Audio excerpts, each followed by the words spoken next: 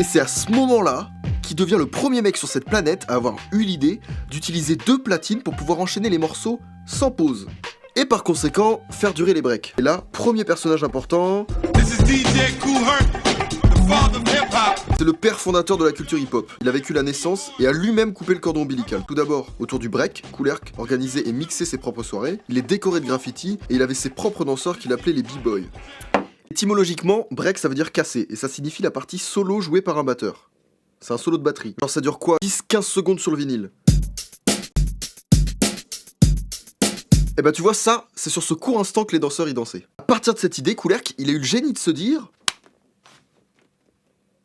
Franchement c'est cool, mais 10 secondes, c'est pas long, tu danses pas longtemps. Et c'est à ce moment-là qu'il devient le premier mec sur cette planète à avoir eu l'idée d'utiliser 2 platines pour pouvoir enchaîner les morceaux sans pause.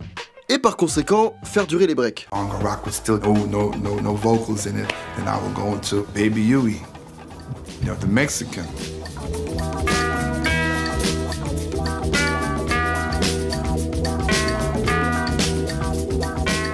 Bien évidemment, il faisait pas ça chez lui, mais il faisait ça dans des soirées dans le Bronx. Et ces soirées, il les appelait les...